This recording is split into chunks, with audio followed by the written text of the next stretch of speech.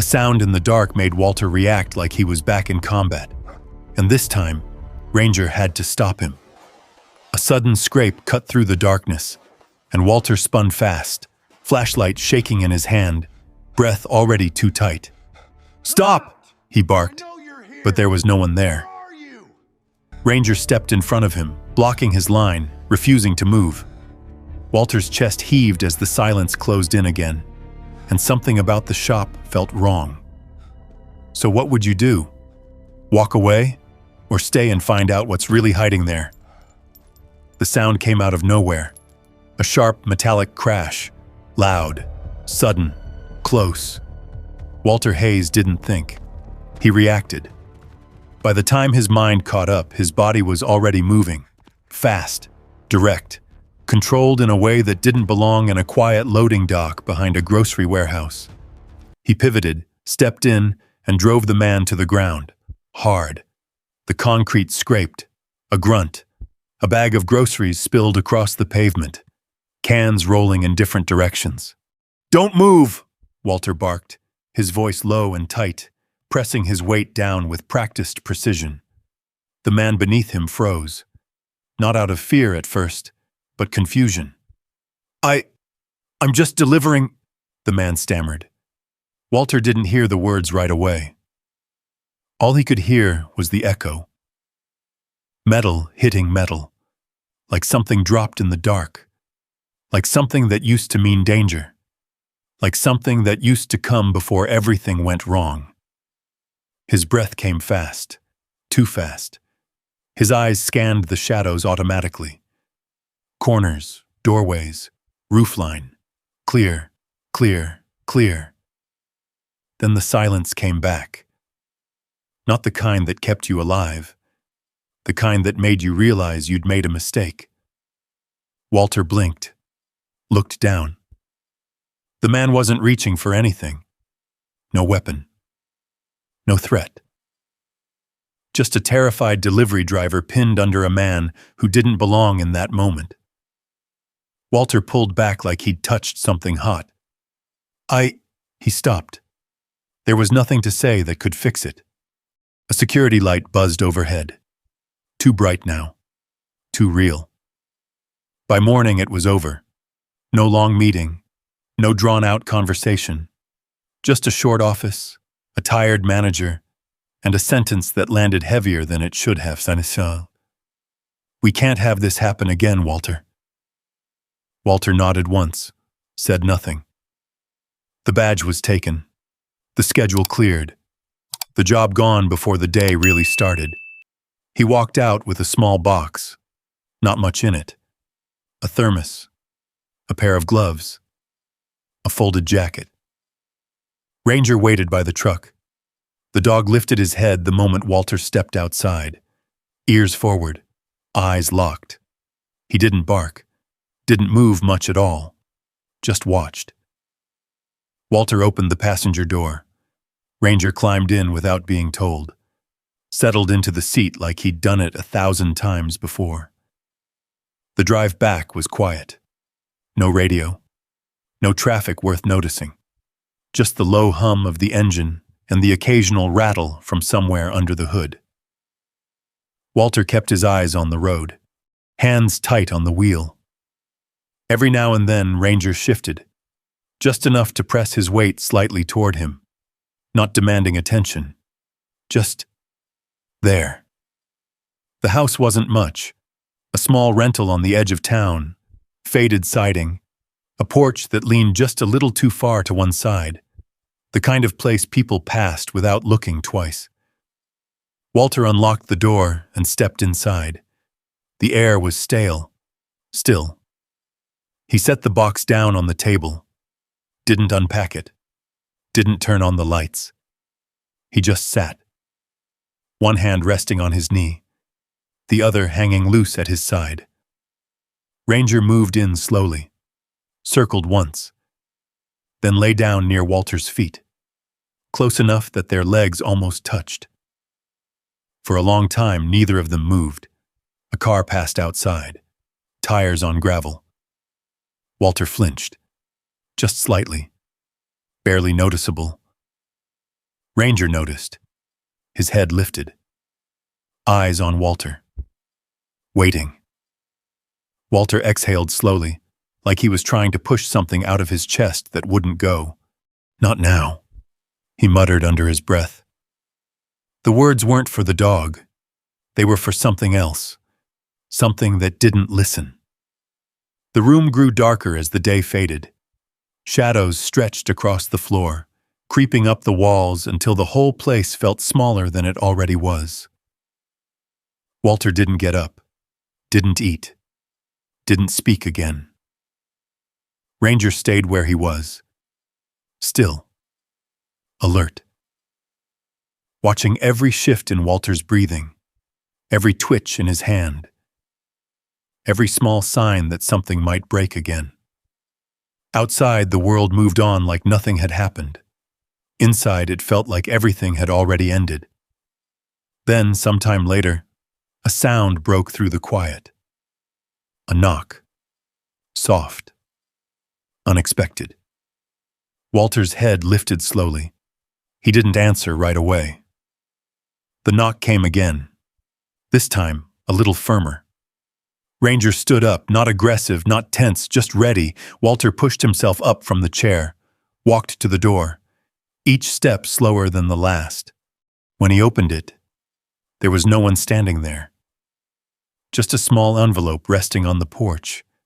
No return address, only his name. Walter Hayes. He stared at it for a moment before bending down and picking it up. The paper felt light in his hand. Too light to matter, and somehow, too heavy to ignore. Behind him, Ranger let out a low, quiet breath, like he already knew. Whatever was inside that envelope, nothing was going to stay the same. Again. Walter stood in the doorway a second longer than he needed to. The envelope didn't look like much. Plain, thin. The kind of thing people usually threw away without opening. But his name was written on it, not printed. Written. He turned it over in his hand once before stepping back inside. Ranger followed close, his nails clicking softly against the floor. The dog didn't take his eyes off Walter, not even for a second. Walter shut the door behind him. The sound echoed a little too loudly in the quiet house. He didn't sit this time. He stayed standing by the table, staring at the envelope like it might change if he gave it enough time. Then he opened it. Inside was a single folded sheet. No extra papers, no official seal, just words. Walter's eyes moved across the page slowly at first, then faster. Then they stopped. He read the name again. Ethan Hayes, his brother. Walter let out a short breath through his nose. Not quite a laugh, not quite anything else either. Figures, he muttered. Ranger tilted his head slightly, watching. Walter read the rest in silence. It wasn't long, just a notice. Formal enough to feel real, but simple enough to understand. Ethan was gone. 3 months, and whatever he had left behind, it now belonged to Walter. Walter lowered the paper slowly. For a moment, nothing moved. Not the air, not the dog, not even the light shifting across the floor. Ethan. The name didn't sit right. Not after all these years. Not after the last conversation. The silence that followed. The way things had ended without ever really ending. Walter folded the paper back along its crease. Careful. Precise. Then he set it down on the table like it weighed more than it should. Ranger stepped closer. Walter didn't look at him. Not yet. Guess he finally had something to say, he muttered. The next morning came too early. Walter didn't sleep much, just enough to take the edge off. The decision didn't take long. There wasn't much left for him here anyway. By mid-morning, he had packed what little he owned into the truck. A couple of bags, tools, the same box from the night before. Ranger jumped into the passenger seat before Walter even opened the door, like he already knew. The drive stretched longer than expected. The road narrowed the farther they went. Buildings gave way to open land, then to patches of trees, then to nothing but dry grass and long stretches of quiet. Walter kept one hand on the wheel, the other resting near the gear shift. Every bump in the road carried up through the frame of the truck. Every rattle made him tense, just a little. Ranger stayed low in the seat, watching the road, watching Walter. Always both. By the time they reached the turnoff, the sun was already starting to dip. The road up the hill wasn't paved, just packed dirt and loose gravel. Walter slowed the truck as it climbed. Then he saw it. The place didn't look abandoned at first glance. It looked forgotten. The roof sagged in the middle. The metal rusted in patches where the paint had peeled away years ago. One of the front windows was cracked. The other was just gone. The sign above the door hung crooked, its lettering faded beyond reading. Walter parked the truck and shut off the engine. Silence. Real silence this time. He stepped out slowly, boots crunching on gravel. Ranger didn't jump out right away. He stayed where he was. Sitting. Ears up. Body still. Walter glanced back at him. "Come on," he said. Ranger didn't move. That was new. Walter frowned slightly, then walked around and opened the passenger door himself. Ranger stepped down carefully, not relaxed, not curious, alert. His nose lifted into the air, catching something Walter couldn't. Then he moved forward, slow and deliberate. Walter watched him for a second before turning back to the building. Up close, it looked worse. The door stuck when he tried it. Took a shoulder to get it open. Inside, the air was thick with dust and something older. Clay, maybe. Burnt earth. Time. Light filtered in through the broken window, cutting across the room in narrow beams. The place was mostly empty. A few work tables, some broken shelves, and in the center, the kiln. Big, brick, blackened from years of use.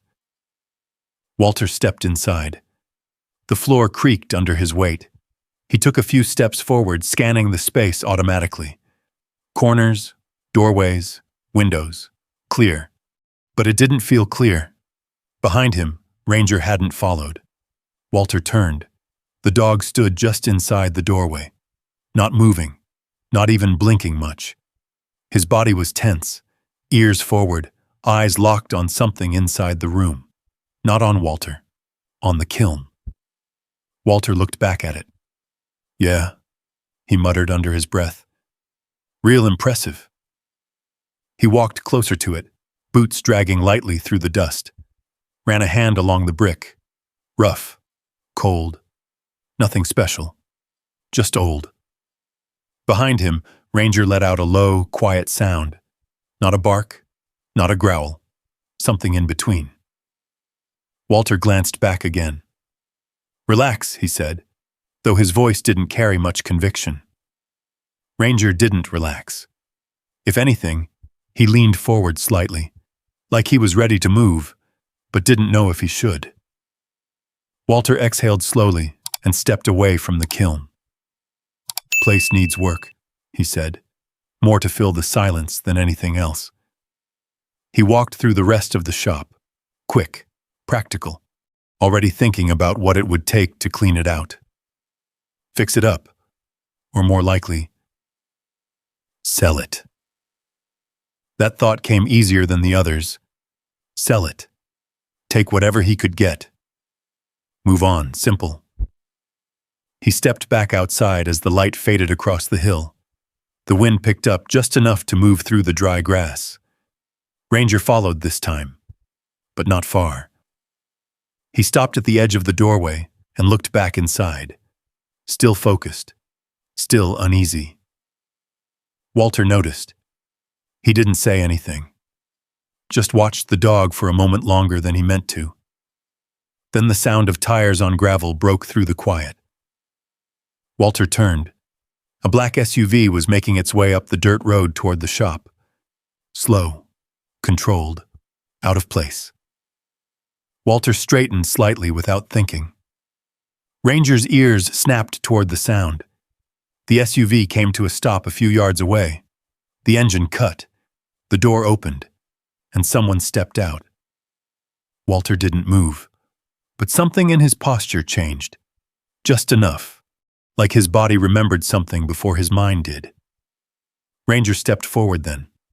Not aggressive, just between Walter and the road, waiting, watching. Whatever this place was, it wasn't as empty as it looked. The man who stepped out of the SUV didn't rush. Everything about him moved at a measured pace, calm, controlled, like he already knew how this was going to go.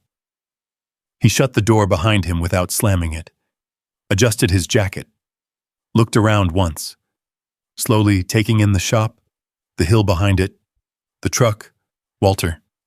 Then he smiled. Not wide, just enough. "Walter Hayes?" he called out. Walter didn't answer right away.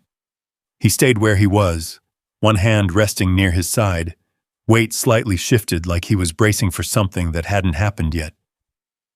Ranger stood a step ahead of him, still, quiet, watching. The man walked closer, stopping just outside of what felt like an invisible line. "Name's Mark Delaney," he said. "Appreciate you making the drive out here." Walter let out a short breath. "Didn't know I had an appointment." Mark smiled again. Same small curve, same steady eyes. "You didn't," he said. "But news travels fast around here." Walter said nothing. Mark glanced toward the building behind them, the broken window, the leaning sign, the rusted roof. "Place has been sitting empty a while," he added. "Shame, really." Ranger shifted slightly, not forward, just enough to place himself squarely between Mark and Walter. Mark noticed. His eyes flicked down for half a second, then back up again. "Well-trained dog," he said. Walter finally spoke. "He doesn't like strangers." Mark nodded like he expected that. "Smart dog." There was a pause. Wind moved across the hill, brushing through the dry grass behind the shop. Mark reached into the inside pocket of his jacket. Slow, careful, not hiding the movement. Walter's shoulders tightened just a fraction. Mark pulled out a folded document. "No need to make this complicated," he said. "I represent a group that's been looking at this property for a while now."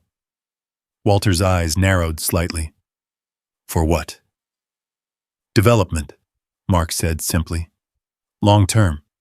Nothing you need to worry about." He stepped forward just enough to place the paper on the hood of Walter's truck. Didn't hand it to him. Didn't force it. Just left it there. Walter didn't move to pick it up. Mark tapped the paper lightly with 2 fingers. "We're prepared to make you an offer," he said. "How much?" Walter asked. Mark met his eyes. "Enough to get you out of here clean," he said. "Cash, fast, no complications." Walter let that sit. "Number," he said. Mark's smile tightened just a little. 15,000. The number hung in the air. Not huge, not life-changing, but not nothing either. Walter glanced at the paper, then back at Mark. "Place isn't worth that," he said. Mark didn't miss a beat. "Not in its current condition," he agreed. "Which is exactly why we're willing to move quickly." Ranger let out a low sound. This time, it was closer to a growl. Not loud, but steady. Mark looked down again, just briefly. "Seems like he's got opinions," he said. Walter ignored that. You drive all the way out here for a place you say isn't worth much? He asked. Mark's expression didn't change. We're buying up several properties in the area, he said. Yours just happens to be in the middle of it. Walter stepped closer to the truck now. Not rushed, just deliberate. He picked up the paper, looked at it for a moment. The numbers were there. Clear, straightforward. No fine print jumping out. Too clean. He folded it once, twice, then set it back down exactly where it had been. Why didn't you buy it from my brother? He asked. That did it. Just a flicker. A small shift in Mark's face. Barely there, but real. We tried, Mark said. He wasn't interested. Walter watched him carefully. Didn't seem like the type to turn down money. Mark shrugged lightly. People get attached to things, he said. Even things that don't make much sense. Ranger stepped forward another inch. Mark didn't move back, but his posture adjusted. Subtle, careful. Walter noticed that too. Yeah, Walter said quietly. Sometimes they do. Another pause. Longer this time. Mark cleared his throat lightly. Offer stands, he said. But not forever. These things move fast. Walter nodded once. Not today, he said. Mark studied him for a second. Then he smiled again. Same controlled version as before. Fair enough, he said. Take some time. Look around. Get a feel for the place. He turned, walking back toward the SUV. Then he stopped, half turned back. And Walter? He added. Walter didn't respond. Mark's eyes flicked toward the kiln inside the shop. Just for a second. You might find there's more here than it looks, he said. Then he got into the SUV. The engine started. Gravel shifted under the tires as the vehicle backed up and turned around. Walter stood there until it disappeared down the road. The silence came back slowly. Different this time. He looked down at the paper again, then back at the shop, then at Ranger. The dog was still facing the road, still alert. But his body hadn't relaxed, not even a little. Walter followed his gaze. Nothing there now, just dust settling. 15,000, Walter muttered. Ranger didn't react. Walter looked back at the building again, at the broken window, at the dark shape of the kiln inside. Something about it didn't sit right.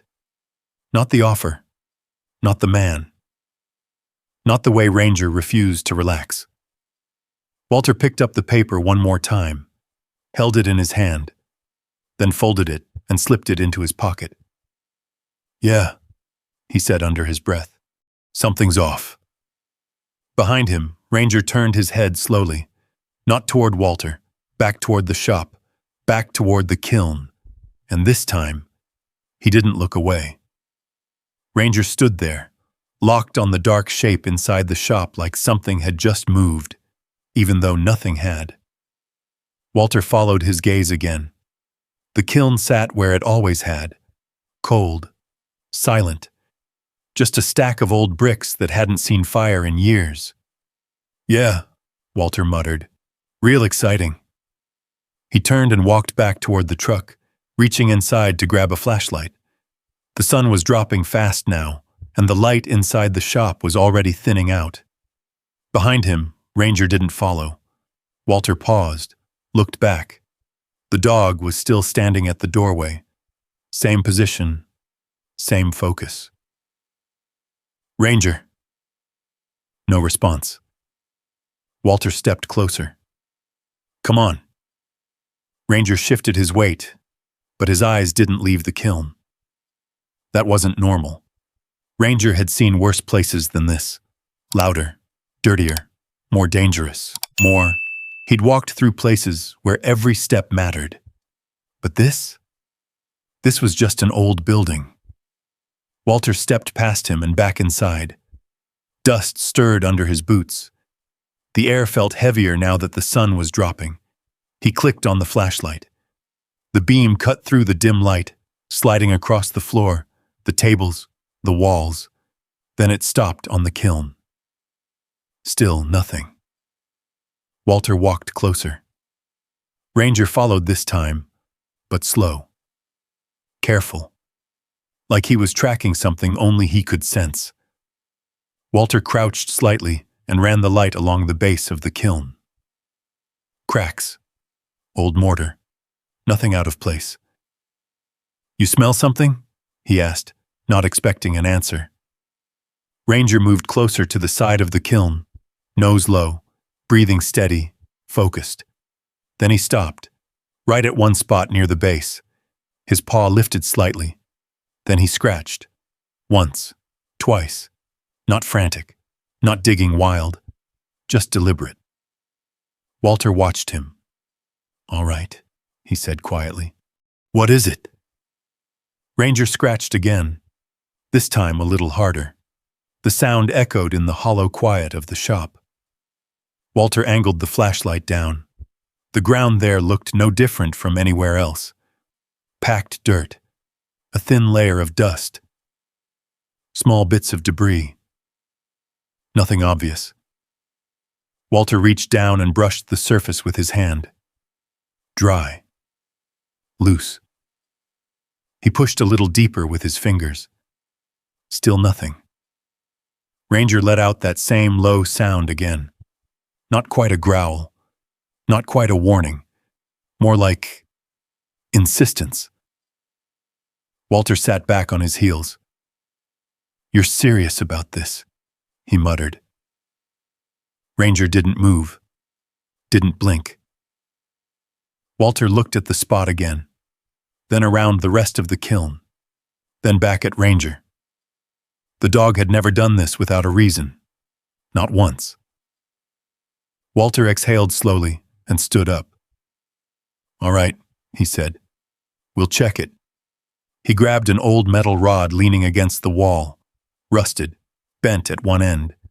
Good enough. He came back and pressed the tip into the dirt where Ranger had been scratching. Pushed. The rod sank in easier than it should have. Walter froze. He pulled it back out, looked at the tip, then pushed again. Same thing. Too soft. He frowned. The rest of the floor had felt solid, hard-packed. This wasn't. Ranger stepped back just enough to give him space, still watching. Walter drove the rod in deeper this time. The ground gave way with a dull crack. Not loud, but different. Walter pulled the rod out again, then used his boot to scrape away some of the dirt. A thin layer shifted.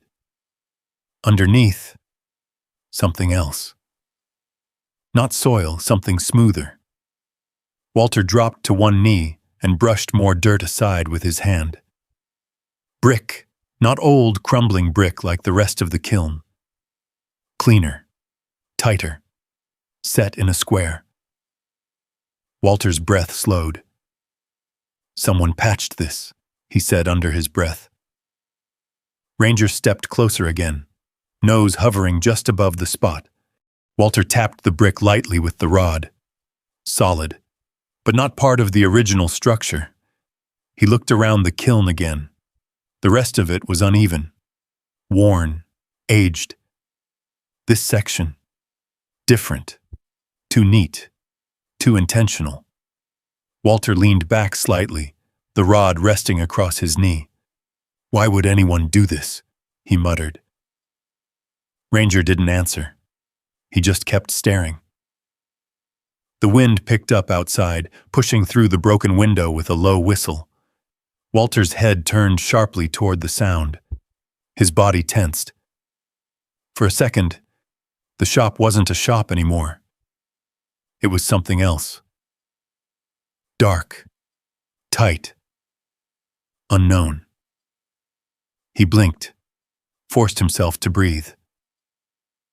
"Not now," he said again, quieter this time.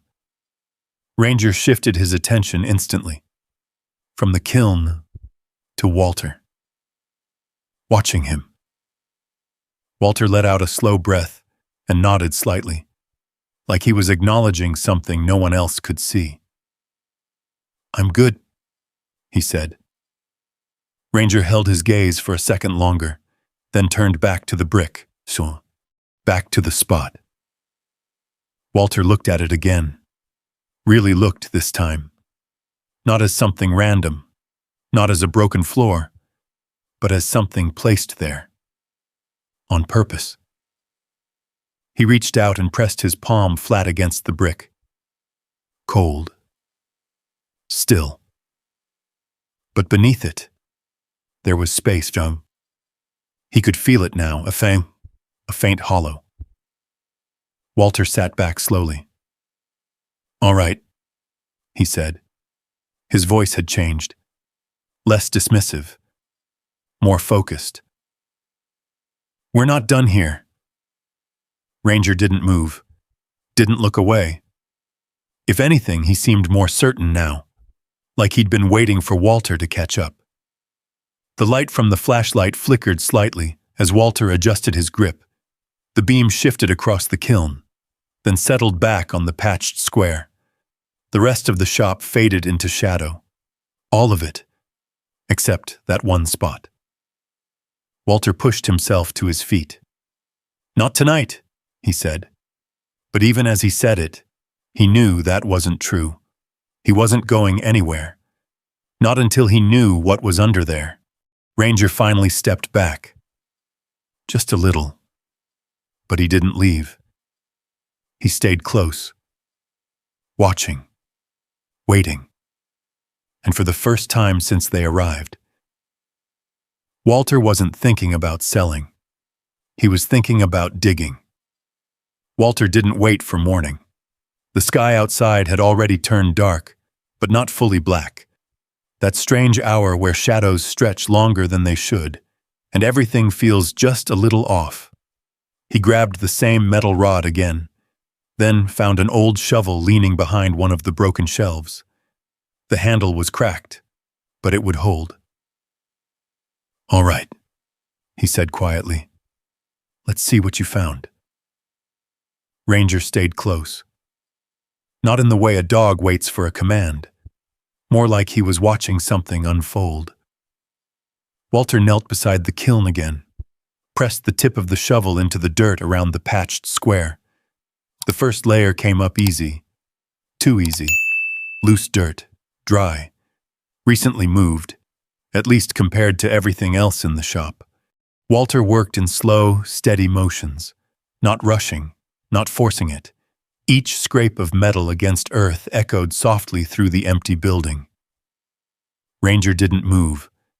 He watched every motion, every shift. After a few minutes, the outline became clearer. The square wasn't large, maybe 2 feet across. Carefully set bricks, tighter than the rest, sealed in a way that didn't match the kiln's age. Walter wiped sweat from his forehead with the back of his arm. "Yeah, that doesn't belong," he muttered. He set the shovel aside and used the rod again, sliding it into the seam between the bricks. Pushed. Nothing. He adjusted the angle, tried again. This time, there was a faint give. Not much, but enough. Walter leaned his weight into it. The brick shifted.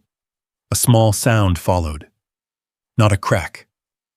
More like something loosening after a long time. Ranger's ears flicked forward instantly. Walter paused. Listened. Nothing else. He pulled the rod free, then wedged it deeper under the edge of the square. "One more," he said under his breath. He pushed harder. The brick panel lifted slightly this time. Not clean, not smooth, but enough to break whatever seal had been holding it in place. Dust spilled into the gap. Walter coughed lightly and waved it away. Then he set the rod down and gripped the edge of the loosened brick with both hands. "All right," he said. He pulled, It came free with a dull scrape. He set it aside, then another, and another. Ranger stepped closer with each piece removed, his nose dipping toward the opening, not rushing in, just waiting. Walter cleared the last of the bricks and leaned back slightly. There it was, a dark opening beneath the kiln. Not deep, not a tunnel. Just a hollow space, maybe a foot or two down. Walter grabbed the flashlight and angled the beam inside. The light cut through the dust and settled on something metal. A box. Old. Rectangular. About the size of a small toolbox. Walter stared at it for a second, then let out a slow breath. "Well," he said quietly. "Guess you were right." Ranger didn't react. He just kept watching the box. Walter reached down carefully and lifted it out. It wasn't heavy, not like something filled with anything valuable. He set it on the ground beside him, ran a hand across the top. Cold metal. Scratched. Worn. The latch was simple. No lock. Walter glanced at Ranger. "All right," he said. Then he opened it. Inside. Paper. Stacks of it. Folders. Loose sheets. Notebooks. No cash. No jewelry. No hidden stash. Just documents. Walter leaned back slightly, letting out a short breath. "Seriously?" he muttered. He picked up the top folder and flipped it open.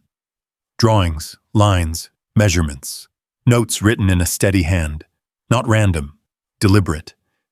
He flipped through a few more pages. Maps, sketches of the land, sections marked off, some kind of planning. Walter frowned. "This is what he hid?" he said. Ranger shifted closer again. Not to the papers, to the box itself. Walter reached in and pulled out a second folder. More of the same. Numbers, notes, observations. None of it made sense at a glance, but it didn't look like junk. It looked intentional. He set the folder aside and dug deeper. At the bottom of the box, something different caught his eye. An envelope. Thicker than the others, folded carefully. Walter froze for a second. He didn't need to read the name to recognize the handwriting.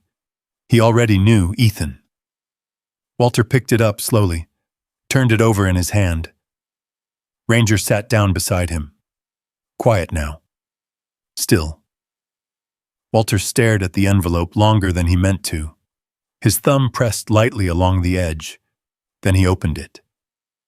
Inside was a folded letter. Simple. No extra pages. Walter unfolded it carefully. The paper crackled slightly. Old, but not fragile. He took a breath, then began to read. His eyes moved across the first few lines, and then they stopped. Not because he didn't understand, but because he did. Walter lowered the paper just slightly. His jaw tightened. "Don't trust them." The words sat there, simple, clear, and suddenly, the offer, the man, the kiln. None of it felt random anymore. Walter looked back down at the box, at the stacks of papers, at the work someone had put into hiding all of this.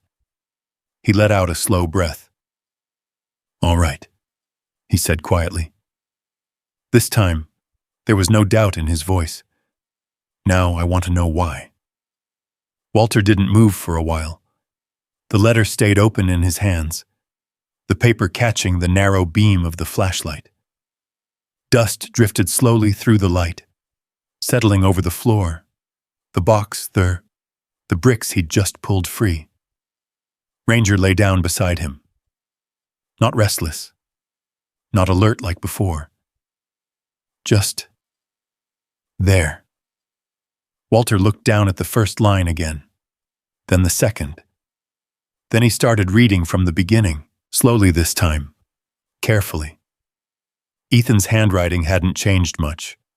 Still tight, still steady. The kind of writing that didn't waste space. If you found this, it means you finally stopped long enough to look. Walter let out a faint breath through his nose. Yeah, he muttered. Guess I did. He kept reading. Ethan didn't talk about money. Didn't talk about the shop either. Not at first. He talked about the land, about the hill, about things Walter had never paid attention to. Soil layers, heat resistance, testing samples. Walter frowned slightly as he read. It didn't sound like guesswork. It sounded like someone who had spent time figuring things out the hard way.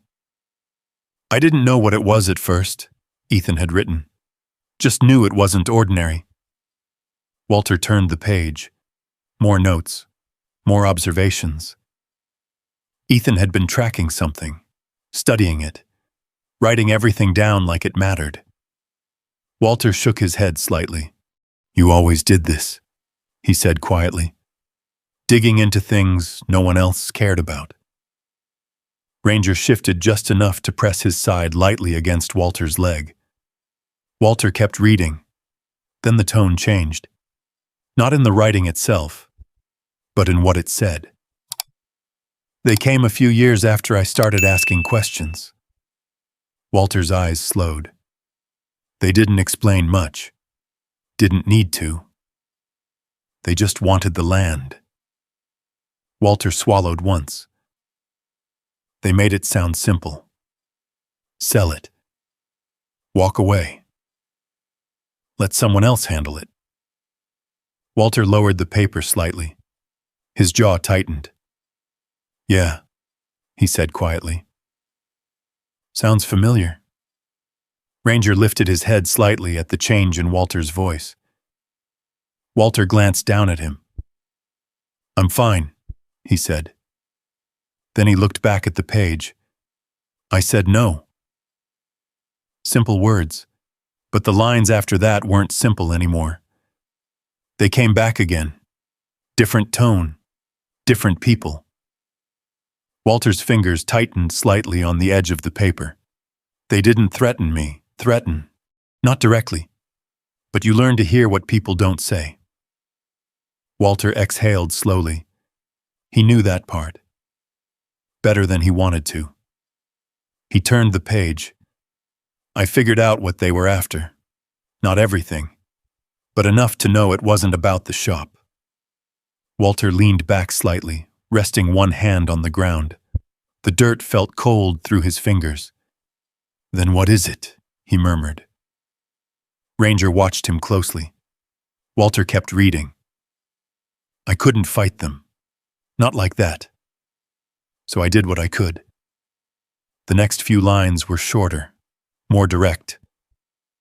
I made it harder. Walter frowned.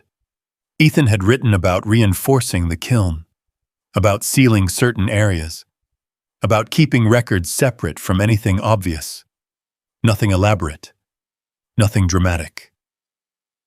Just small decisions that added up over time. Walter looked around the shop again, at the patched bricks, at the place Ranger had refused to leave alone. You hid it, he said under his breath. Ranger's ears flicked slightly. Walter turned the page again. Then he stopped. This part was different. Not technical. Not about the land. I know you think I walked away. Walter didn't move. Didn't breathe for a second. Ranger sat up slowly. Walter's eyes stayed locked on the words. I didn't. The sentence hit harder than anything else on the page. I stayed away because I didn't want them looking at you. Walter swallowed. His throat felt tight. I figured if they thought I was alone, they'd keep it that way. Walter let out a slow breath, but it didn't steady him. It just came out. You should have said something, he muttered. But even as he said it, he knew Ethan wouldn't have, so that wasn't how he worked. Walter kept reading. I don't know how long this will hold. Another pause. I don't know if they'll come back. Walter glanced up toward the dark doorway of the shop, then back at the paper. But if they do, you need to understand something. Walter's grip tightened again. This isn't about the building. Ranger shifted closer. Not tense, just closer. Walter leaned forward slightly. The flashlight beam shook just a little in his hand. They're not offering money because it's worthless. Walter let out a quiet breath. No, he said. They're not. He lowered the letter slowly. The shop felt different now. Not empty, not forgotten. Watched. Walter looked at the box again, at the stacks of notes, at the effort someone had gone through to hide it all. Then he looked at Ranger. The dog held his gaze, calm, steady, like he already understood something Walter was still catching up to. Walter nodded once. Slow. They're coming back, he said. Ranger didn't react. He didn't need to.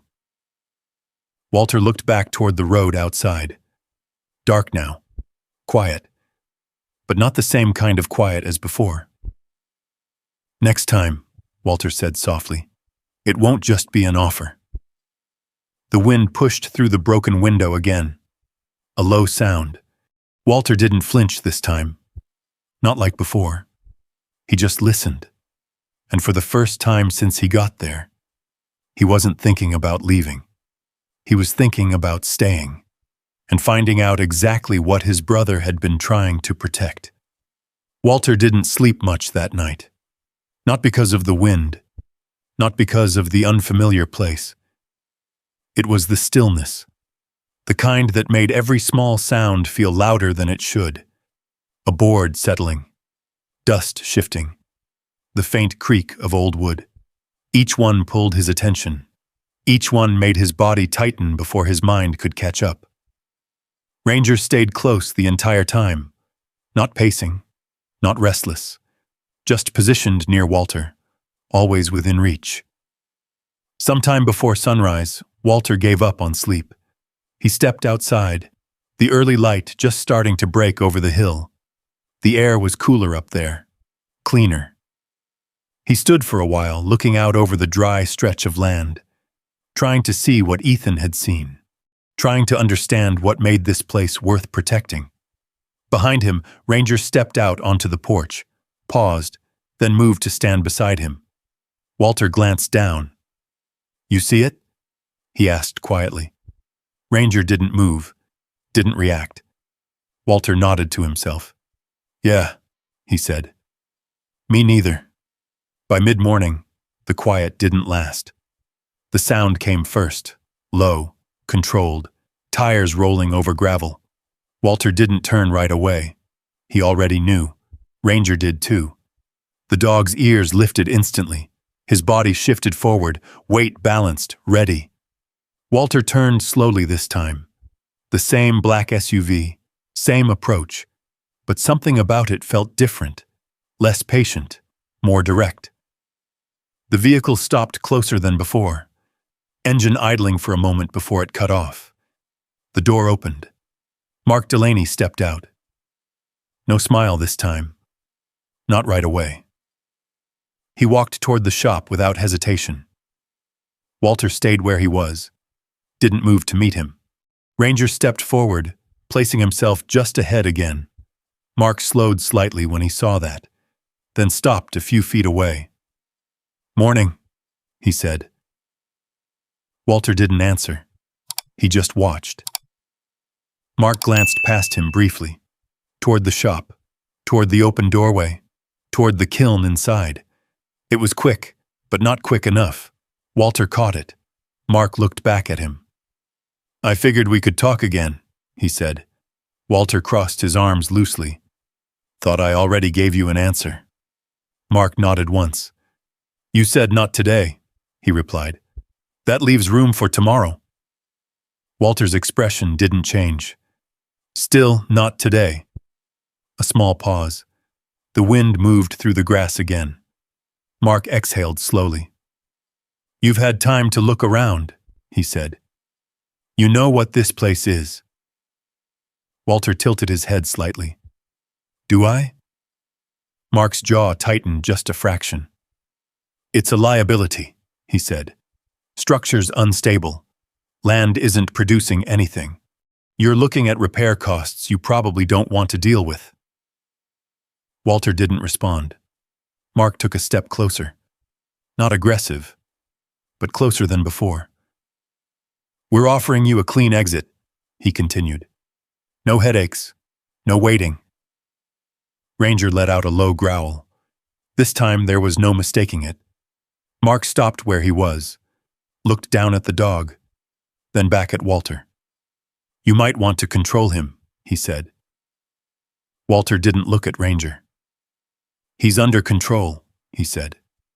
The tone was flat, certain. Mark held his gaze for a moment, then nodded slightly.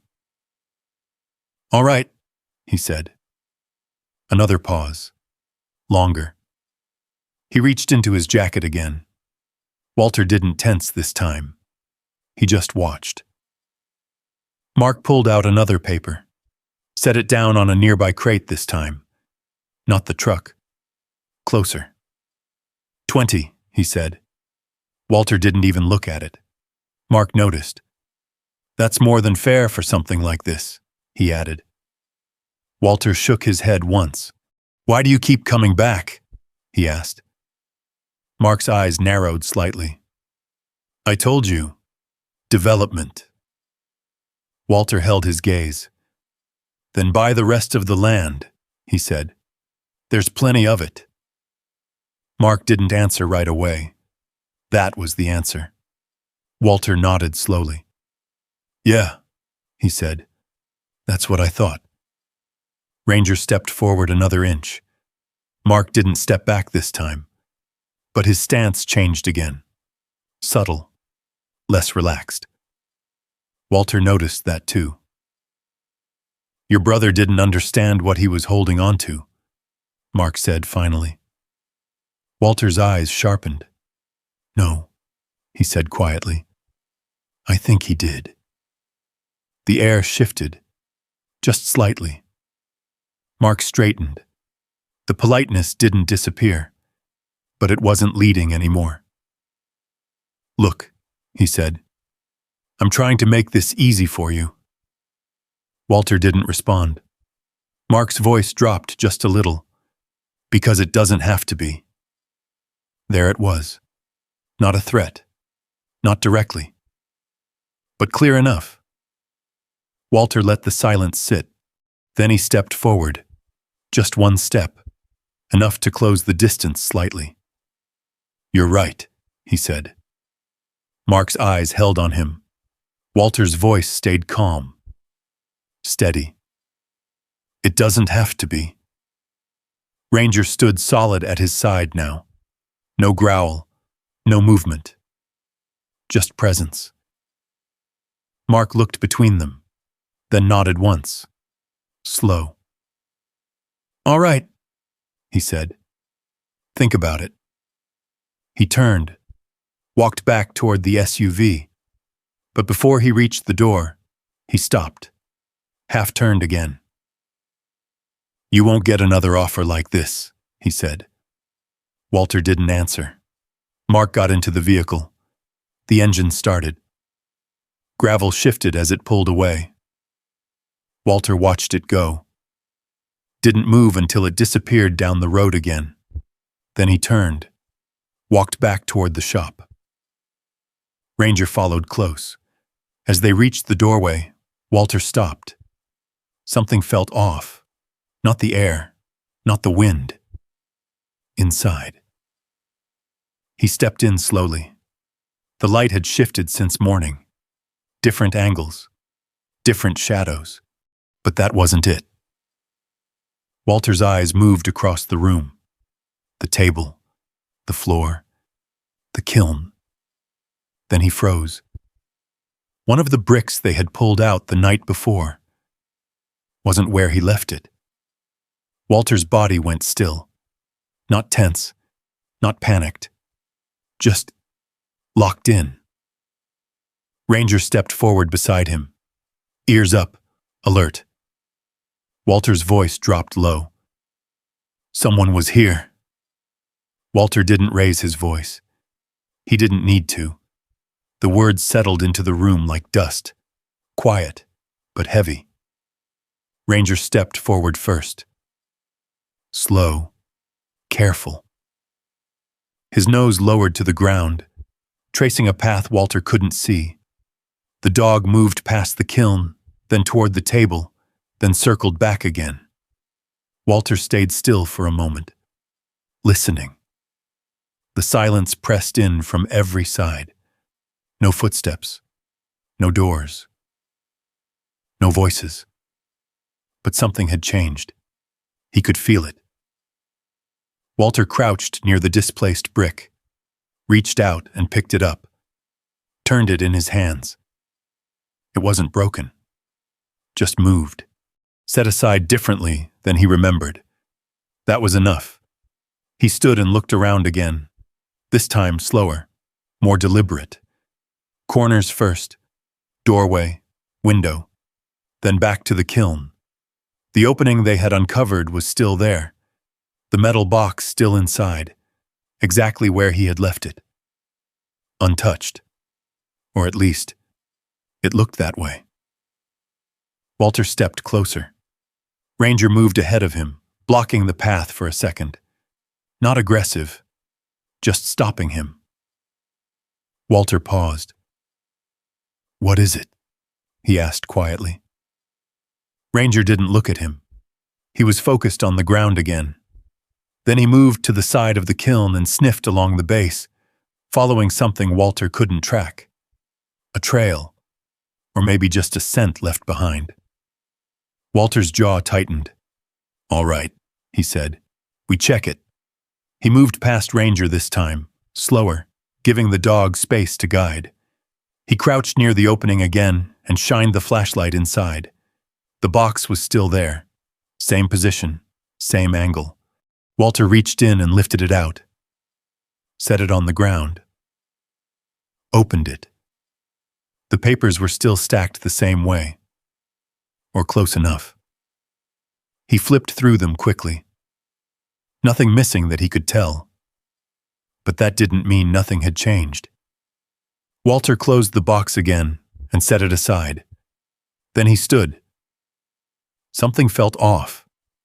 Not in the room, inside him, a low hum under the surface, like a wire pulled too tight. He turned toward the back of the shop. The shadows there looked deeper now, longer. For a second, they didn't look like shadows at all. They looked like shapes. Moving. Walter's breath hitched. His shoulders locked. His hand tightened around the flashlight. The beam jerked upward. There was nothing there. Just shelves. Broken wood. Empty space, but his body didn't believe it. Not yet. The sound came next. A faint scrape, behind him. Walter spun, fast, too fast. The flashlight beam cut across the room, blinding for a second as it bounced off dust and glass. "Stop!" he barked. His voice echoed off the walls. Ranger reacted instantly, not forward, not aggressive. He stepped in, between Walter and the direction of the sound. Then he turned, facing Walter, blocking his line. Walter's chest rose sharply. His eyes were wide now, scanning, searching. "Clear," he muttered under his breath. "Clear, clear." But nothing felt clear. Not yet. The air was thick, too still. Ranger didn't move. He held his ground. Right there, right in front of Walter. Walter's hand trembled slightly. The flashlight beam shook, then dipped, then steadied. Ranger took one slow step closer, then another, until he was right in front of Walter, close enough to touch. Walter's breathing slowed, just a little. Ranger lifted his head, pressed it lightly against Walter's hand. Not pushing. Just there. Walter froze, then exhaled. Long, slow. His shoulders dropped. Not all the way, but enough. Yeah, he said quietly. The words sounded different now, less sharp, more real. He lowered the flashlight. The shadows went back to being just shadows. The scrape sound? Gone. Or maybe it had never been there the way he thought. Walter swallowed, ran a hand down over Ranger's neck. The dog didn't move, didn't pull away. Walter nodded once. I'm good, he said. This time it sounded closer to the truth. He looked around again. Same room, same broken pieces, same kiln. Nothing moving.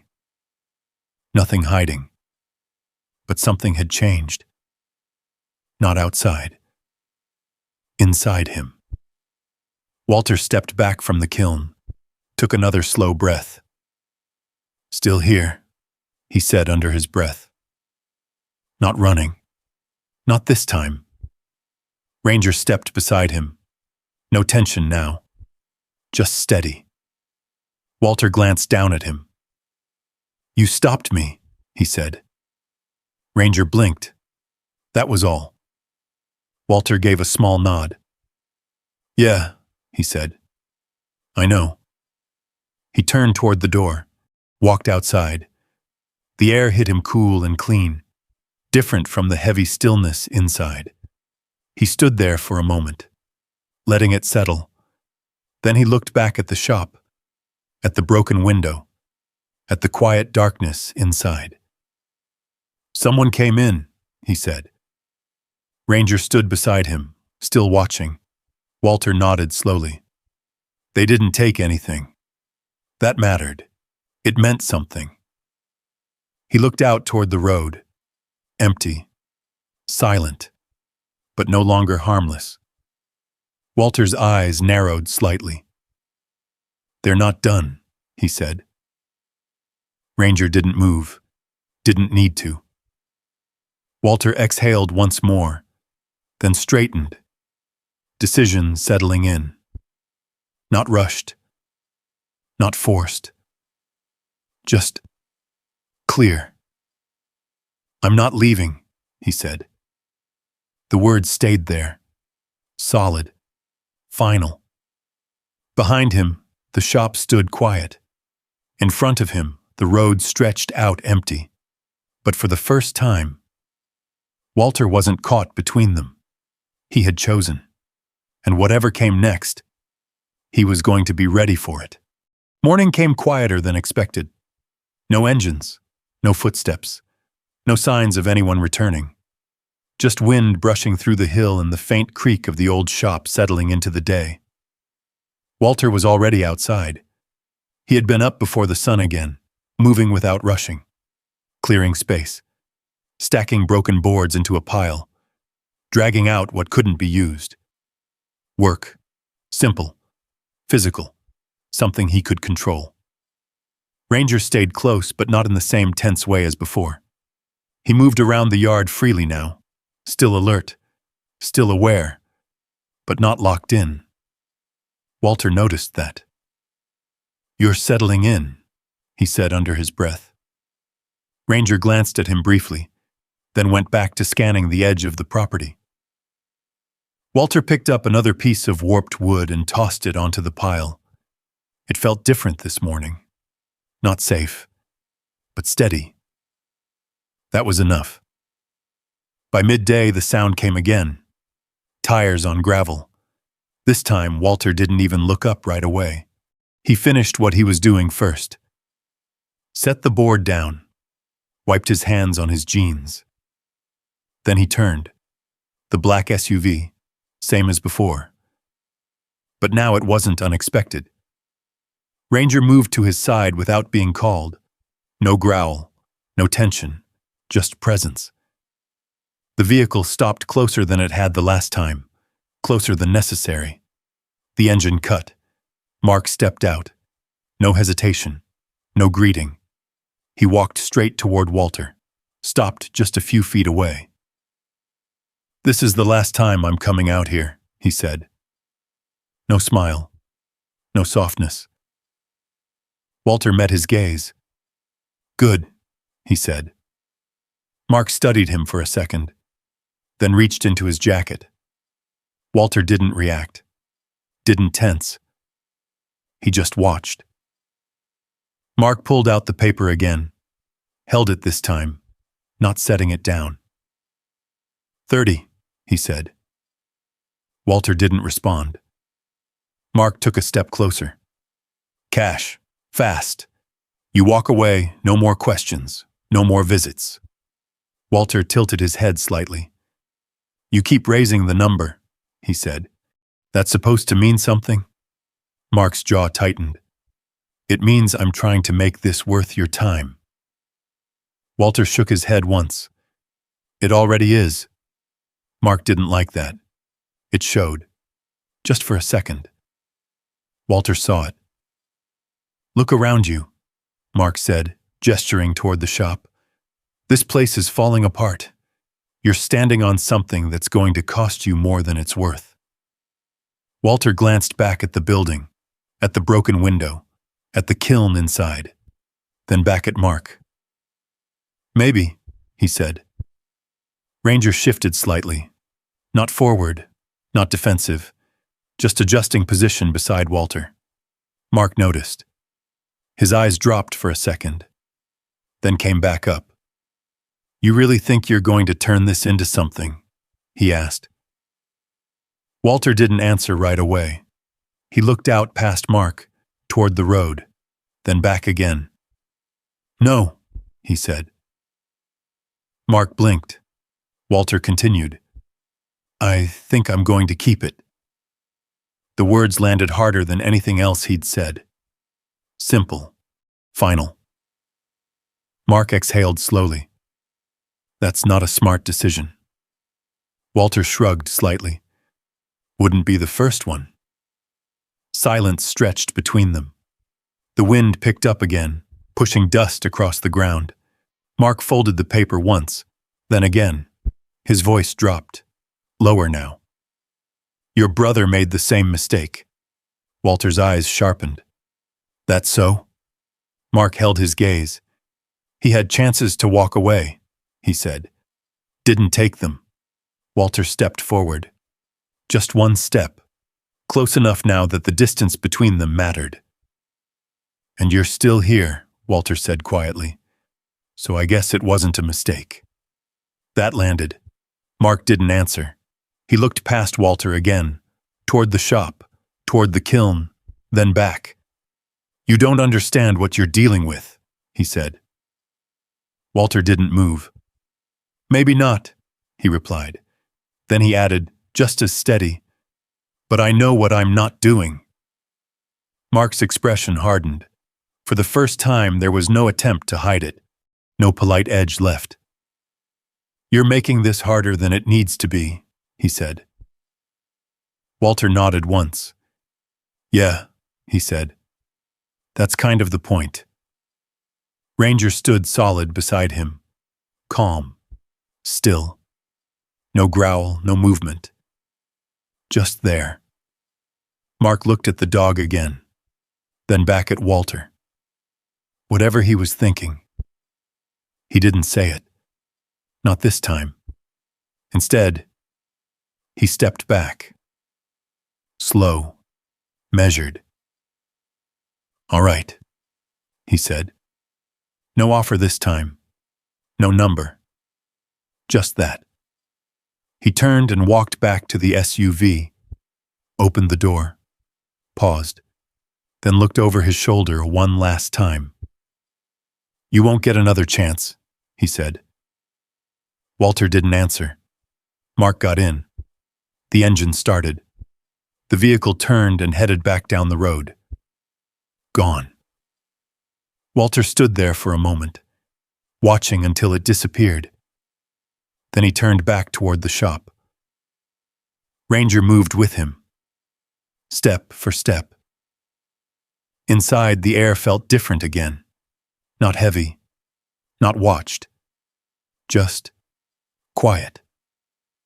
Walter walked over to the kiln, looked down at the spot they had uncovered, the bricks still pulled aside, the hollow beneath, the box resting nearby. He crouched down slowly, ran his hand along the edge of the opening, then leaned back slightly. "Guess we're staying," he said. Ranger stepped closer, sat beside him, calm. Walter nodded, not to the dog, to himself. He stood up, looked around the shop again, this time not as something temporary, not as something to sell, but as something that belonged to him now, even if he didn't fully understand it yet. He picked up the shovel again, moved toward the pile of debris, started clearing more space, board by board, piece by piece, no rush, no panic, just work. Behind him, Ranger lay down near the kiln, still watching, still steady. Walter didn't look back. He didn't need to. For the first time since he got there, he wasn't waiting for what might come. He was building something, and whatever line had been drawn in the dirt, he had already decided he wasn't going to cross it. Walter stood in the doorway of the shop as the light settled over the hill. Late afternoon, the kind of quiet that didn't press on you anymore, just sat there. He wiped his hands on a worn rag and looked around. The place still needed work, plenty of it. Boards stacked along one wall, broken pieces cleared from the floor. The table near the window wiped clean enough to use again. It wasn't much, but it was a start. Ranger lay near the kiln, same spot as before, but different now. His body wasn't tight. His ears weren't pinned forward. He was resting, still aware, but not waiting for something bad to happen. Walter noticed that. He stepped over and crouched beside him, ran a hand along the dog's neck. Ranger didn't move, just leaned slightly into it. "You're getting used to it," Walter said quietly. The dog blinked once. Walter nodded to himself. "Yeah," he added. "Me too." He stood and walked over to the kiln again. The opening was still there. He hadn't sealed it back up. Not yet. The box sat on the table nearby, papers stacked in a way that made more sense now. Not everything, but enough. Walter had spent the last 2 days going through them, slow, piece by piece, not trying to rush it, just learning what he could. Ethan hadn't left instructions. Not really. Just information, observations, pieces of something bigger that Walter still didn't fully understand. But he didn't need to. Not all of it. Not yet. He rested his hand on the edge of the kiln. The bricks were cold under his palm. Rough. Real. "This meant something to you," he said under his breath. The words didn't echo this time. They just stayed. Walter stepped back and looked around again. At the space. At what was left. Then out the broken window. The hill stretched beyond it. Dry grass moving in the wind. Quiet. But not empty. Not anymore. He walked outside. The air felt different now. Not lighter. Just clearer. Ranger followed a second later. No hesitation. He moved past Walter and stopped near the edge of the property, looking out over the slope. Walter joined him, stood there, hands resting at his sides. "You picked this place, Fem," he said quietly. "Not me." Ranger didn't react. Walter nodded. "Yeah," he said. "I know." The sun dipped lower, casting long shadows across the ground. Walter watched them stretch, shift, fade. His shoulders felt looser, not relaxed, but not locked anymore. A truck passed somewhere far off on the road. The sound carried for a moment. Walter didn't flinch. He noticed that. Looked down at his hands, still steady. "Better," he said under his breath. Ranger stepped closer, just enough to press lightly against his leg. Walter let his hand rest on the dog's back. Didn't say anything for a while. Didn't need to. The shop behind them creaked softly as the temperature dropped, wood adjusting, old joints settling. Walter glanced back once, then forward again. "They'll come back," he said. It wasn't fear, just fact. Ranger stayed still. Walter nodded slightly. "Let them." The words surprised him, but they felt right. He wasn't waiting anymore. He wasn't trying to leave. He wasn't trying to outrun something that followed him anyway. He looked out over the hill again, at the land Ethan had held onto, at the place he had walked away from, without understanding why. Until now. Walter took a slow breath, then another. "Guess you didn't leave me nothing," he said quietly. The wind moved through the grass again, soft, steady. Walter looked down at Ranger. The dog looked back, calm, present. Walter gave a small nod. "All right," he said. He turned back toward the shop, walked inside without hesitation. Ranger followed. Same pace, same rhythm. Walter moved to the table and picked up one of the notebooks, flipped it open, not rushing, not searching for something specific, just reading, learning, staying. Outside, the light faded into evening. Inside, the space held steady, not perfect, not finished, but no longer broken. Walter leaned against the table slightly. The tension that used to sit in his chest, tight, constant, was still there, but it wasn't running him anymore. He closed the notebook and set it down, looked once more at the kiln, at the opening, at the place that had changed everything. Then he turned away from it. Not because it didn't matter, but because he didn't need to stare at it anymore. He had what he needed. A place, a reason, and something worth holding on to. Walter stepped outside again as the last of the light slipped behind the hill. Ranger moved with him, always there, always steady.